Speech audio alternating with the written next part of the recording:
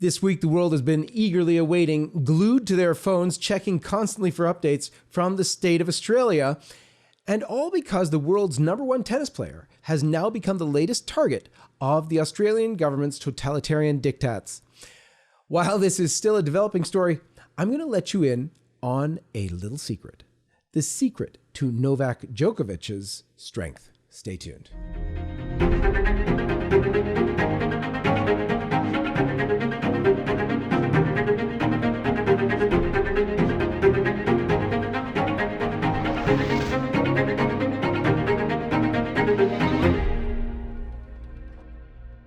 This is the John Henry Weston Show, and let's begin as we always do with the sign of the cross. In the name of the Father, and of the Son, and of the Holy Ghost. Amen. So the latest news is that the Australian Immigration Minister, Alex Hawke, will announce his decision Friday regarding whether or not he will use his special governmental powers to cancel Djokovic's visa again, despite the court ruling in favor of Djokovic. Now, sources close to the tennis legend have revealed that Djokovic would immediately appeal in court any attempt to deport him. Moreover, some suggest that Novak could face a fine or even prison in Serbia after his admission that he broke isolation while he had COVID last month. The tennis star did acknowledge that he knew he had tested positive when he attended a newspaper interview and photo shoot in the Serbian capital on the 18th of December, saying that it was an error of judgment.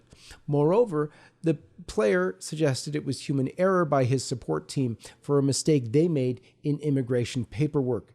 They had failed to declare that he had traveled outside of Serbia to Spain in the 2-week period before entering Australia. So for those of you who may not be familiar with this story, Novak Djokovic, of course, is the world's #1 tennis player who has won a joint record of 20 Grand Slam men's singles titles, including a record 9 Australian Open titles. Now, he is in Australia to defend his title at the Australian Open, and over the past week, Djokovic was embroiled in a legal battle against the Australian government, with the whole world glued in to watch. Now, the saga began toward the end of last year when Tennis Australia, the authority overseeing the Australian Open, made it clear that all athletes participating would have to be vaccinated with the COVID jab. Now, following the strict ruling, Djokovic's father, Serbian, told Serb TV that, and I quote, "Under these blackmails and conditions," he said of his famous son, "he probably won't play. I wouldn't do that," he said, "and he's my son, so you decide for yourself." On his own part, Novak Djokovic said that he had already said, actually in April 2020, he said, and I quote, "Personally, I am opposed to vaccination, and I wouldn't want to be forced by someone to take a vaccine in order to be able to travel," end quote. The #1 said in a live Facebook chat with several fellow Serbian athletes, quote, "But if it becomes compulsory, what will happen? I will have to make a decision." And later he refused to bow to industry and media pressure to reveal whether he had received an experimental COVID shot or not, stating that his conviction in October that such decisions ought to remain private stood. So he said at the time, "I will not reveal my status, whether I've been vaccinated or not. It's a private matter and an inappropriate inquiry." And then, early this year, it was revealed that Novak would be permitted to defend his title at the Australian Open, as he had been given a medical exemption. The organizers wrote, quote, "Djokovic applied for a medical exemption, which was granted following a rigorous review process involving 2 separate independent panels of medical experts," end quote. However, after landing in Melbourne on January 5th, Australian border officials denied him entry, stating that he had failed to provide appropriate evidence to meet the entry requirements to Australia, and his visa had been subsequently cancelled. Now, from there, the world's #1 tennis star was taken into a dingy hotel, an immigration detention facility in Melbourne, known for maggots and mold in their food. And he was kept there until the following Monday. He was denied the request to move to another hotel room. Djokovic spent most of the most important religious festival to Orthodox Christians, which he's Serbian Orthodox, their Christmas on January 6th in the detention facility, with the Australian government banning him from visiting him, even banning a priest from visiting him on his holiest day. We'll get to more of that in a moment. But the Australian Prime Minister, Scott Morrison, took to Twitter to virtue signal to the public, declaring that Djokovic had been denied entry into Australia because, quote, nobody is above the rules. But of course, Novak had obtained a medical exemption from the country's vaccination mandate from 2 independent medical boards of the state of Victoria's Department of Health and Tennis Australia, the governing organization for tennis in Australia. The media in Australia, meanwhile, was totally vicious. In fact, you want an inside glimpse of just how vicious they were? Take a look at this. This is 2 television broadcasters who were caught on tape castigating the tennis star. You got to watch this for yourself to understand the animosity coming from the media against Novak Djokovic. Take a look. Oh, and by the way, before you go there, please be advised there's some language in there, but it just shows you how truly vicious they are. An asshole. He is an asshole. Like, whatever way you look at it, it's unfortunate that everybody else stuffed up around him. That's it. I mean, he's an asshole. Like, to go out when you know you're COVID positive. Well, I don't think he was even COVID positive. I don't think that form is true. He got a bullshit fucking excuse and then fell over his own fucking lies, which is what happens, right? Yeah. That's what's happened. And then him now then ticking, he didn't go to Spain. Yeah. It's just like... Yeah. But I think he's going to get away with it. Well, he is going to get away with it. Yeah. But he's... I think most fair-minded people would say, look, the bloke's an arsehole. Did they do the right thing by him? I don't know. No, I don't. They fucked it up. I don't think so. Meanwhile, the Serbian president intervened in the matter, stating, and I quote, "I told our Novak that the whole of Serbia is with him and that our bodies are doing everything to see that the harassment of the world's best tennis player is brought to an end immediately. In line with all norms of international law, Serbia will fight for Novak, truth and justice. Novak is strong, as we all know." This is the first international dispute over COVID vaccination requirements involving direct intervention by a head of state on behalf of the unvaccinated. So, very serious stuff going on. And finally, following an online hearing just a few days ago, which, by the way, was interrupted by network glitches and porn clips. I mean, you can see the absolute animosity, the ferocious animosity going on. Judge Anthony Kelly in federal court overruled the prior decision to cancel Djokovic's visa, and the tennis star was ordered to be released from his mandatory detention, and I quote, this is from the judge, no later than 30 minutes. And that is after the order was given. So the judge declared that the rules were not observed in Australia when the board official decided to revoke Djokovic's visa. So he also ordered the government to pay the athlete's legal costs and to return his personal belongings. So Novak is on the court again and has been scheduled for play in the Australian Open to defend his title.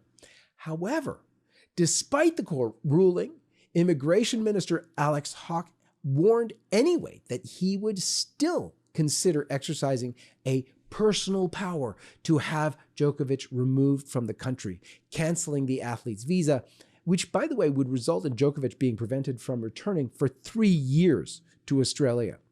This is absolutely unbelievable. So there's another thing. The false narrative being spread by the mainstream media in Australia, and really the media around the world, about this tennis legend as some kind of privileged star who doesn't care about anyone and is unconcerned about coronavirus, it is such a lie. Here's a little compilation of his generosity put together by his fans with specific reference to coronavirus. Have a look.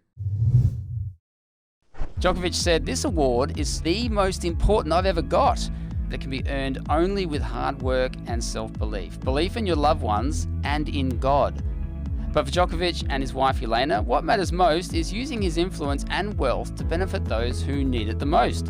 Whether that means donating to save a chapel in France, or opening a restaurant with free food for the homeless and those in need, or working through the foundation his family established providing preschool education for underprivileged Serbian children.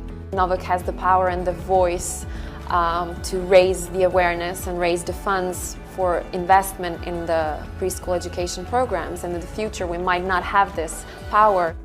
This follower of Jesus is clearly determined to steward his blessings to serve others. I think the athletes have a huge power to change the world, as Nelson Mandela said, and I think that power can be used in a very positive way. At LifeSite, we had a petition for Djokovic titled Free Novak Djokovic, which garnered more than 45,000 signatures in 24 hours on our petitions platform called lifepetitions.com, and it's over 90,000 signatures right now. Meanwhile, numerous protests were held in Serbia and Australia against the decision by the Australian Border Force to reject Djokovic's medical exemption to the country's vaccination rules. During the ongoing court case on Monday, supporters of the tennis star and those protesting the vaccine mandates took to the streets in support. Now, after the court case, the protesters started chanting, "Free Nole, free Nole." Nole, of course, is how they call him in Serbia. And as they followed a car which left Djokovic's lawyer's office and were met with attacks from the Australian police through the use of pepper spray. Have a look at this.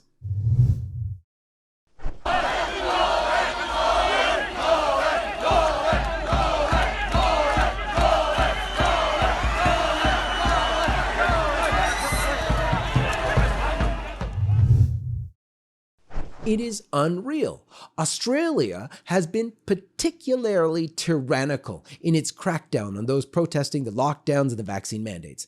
At LifeSite, we've covered the brutality of the Australian government and their police in handling the pandemic.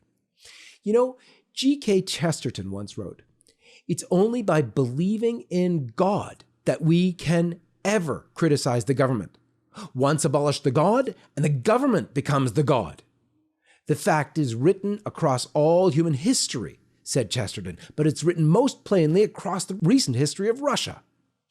Chesterton said that Lenin got it slightly wrong when Lenin said that religion is the opium of the people. Chesterton retorted, and I quote, "The truth is that irreligion is the opium of the people. Whenever the people do not believe in something beyond the world, they will worship the world," end quote. And this is exactly what we see in the world today. Governments have become gods in the rise of this pandemic, dictating our lives, shutting down churches, and forcing us to take abortion-tainted shots. In Australia and around the world, the government has become God, and it's only because we have abolished God. The antidote to this tyranny and every tyranny is the same. It is faith in God. That is our strength. And Novak Djokovic has been very vocal about his faith. During the 2021 French Open, Djokovic was seen wearing a simple wooden cross, which is often seen dangling from his neck in many matches. After winning his titles that he's earned since the beginning of his career, in April 2011, when he received the Order of Saint Sava, the saint of the Serbian Orthodox, in the first degree from the hands of Irenaeus, the Patriarch of the Serbian Orthodox Church, which is the highest distinction in the Serbian Orthodox Church, Djokovic said, and I quote, "This is the most important title of my life, because before being an athlete, I'm an Orthodox Christian," end quote. 10 days before the start of last year's Australian Open, past the stroke of midnight, Djokovic left his suite in the heart of Melbourne and took a 45-minute cab ride to a Serbian Orthodox church of St. Sava. And he was saddened by the silence and inactivity inside. He thought, of course, there was going to be a midnight mass. He attempted to open the door, but it was locked. So frustrated, he gave the door a good shove, and a light turned on and then off and then on again. And it was Father Vladislav Sipovac. And he was completing his preparations for a service to be held later in the day. Now, Djokovic has started banging on the door and checking his watch to make sure it had indeed moved past the witching hour, January 6th, morphing into the early hours of January 7th. Father Sipovac was frightened. And why was someone banging on the door at this hour? So he opened the door, and standing on his doorstep was the most famous Serb on the planet. Djokovic apologized for the intrusion, and he asked if a midnight service was being held to commemorate the Orthodox New Year, and clearly the answer was no. Djokovic was rather crestfallen. But he was ushered inside by the priest, and Father Sipovac rushed to his car, drove home, changed into his priestly robes, and returned to pray over Djokovic. Djokovic occasionally jokes about his devotional practices with his comments like how he prays for +4s when he's playing the card game Uno, and there's no doubt that the player takes his faith seriously. He could, of course, still use our prayers to be even more faithful to his Christian vocation, but he is vocal about his Christianity all the same, and including his values, even when they fly in the face of the masses, as we see clearly today. He married his longtime girlfriend, model Yelena Ristic, in 2014, and the couple has a baby son, Stefan, and a daughter, Tara. And regarding God's institution of marriage, he counseled his tennis compatriots, and I quote, "I suggest to every player, get married, have kids. Let's enjoy this." Now, during this pandemic, the Serbian Orthodox Church hierarchy have notably not been wearing face masks in public and kept their churches open throughout the coronavirus crisis. Novak Djokovic was at a press conference and was asked how he comes re-energized after each break in each of his matches, so much so that commenters state that he comes back like a new person. I want you to listen to his response. Check this out. I have no words, just saying 84 tournaments, 19 slam, 35 wins in the fifth set. Nothing seems to be able to stop you. I'd like to know, when you go to the toilet, what happens? Because you because you go there, you come back after Musetti, 2 sets down, and you are another player. Then you go versus Nadal, same thing. With Berrettini, third set, you come back. Unbelievable. Today, Tsitsipas says Novak Djokovic. He was another player when he came back. Do you meet San Sava? I mean, the big saint patron of Serbia, or what? Exactly. My angels are there. My guardian angels are there, and I have my special corner. It's a secret. I can't reveal the secret. It has been working with me for me pretty well. That is the secret to not only Nole's strength, but to the strength for all of us. This is a battle against the principalities and powers of darkness, and our way out is faith. Our way to victory is faith. For LifeSite News, this is John Henry Weston. May God bless you. We have been warning everyone who would listen and attempting to build up alternative platforms to continue to reach you. We have established ourselves on all sorts of platforms I'm going to explain in a minute, but the most important thing to do is come direct to lifesitenews.com, because there we will always be. But we've also established ourselves on platforms like Parler and MeWe, and our videos can be found on Rumble as well. We would love to see each of you on those platforms too, as they are not censoring or suppressing the truth that we are sharing every single day. More than these alternative social media platforms, we highly encourage you to subscribe to our email newsletter. We have really built up a large list of loyal readers on our email marketing platform, and we have prepared several backup plans for, well, I want to say if, but it's really when, we are removed from our current platform as well. Additionally, I really encourage you, as I said before, to make it a regular habit to go directly to lifesitenews.com. Make it your homepage. While all of these different platforms are an excellent way to curate your news, going directly to our website means that you will never encounter any censorship or sudden loss of LifeSite News reporting. Here's the thing. We will never stop sharing the truth. We founded this organization with the mission to be the life, family, and culture source for men and women who seek to know the truth. We have established a track record of honest reports, and this will never stop, even with censorship happening around the globe. Again, I'm encouraging you to join us on Parler, MeWe, Rumble, and on our email list. You can find all the direct links in the description of this video. May God bless you and keep you, and we are so thankful that you've chosen to follow and support LifeSite News. I'm John Henry Weston, co-founder and editor-in-chief of LifeSite News.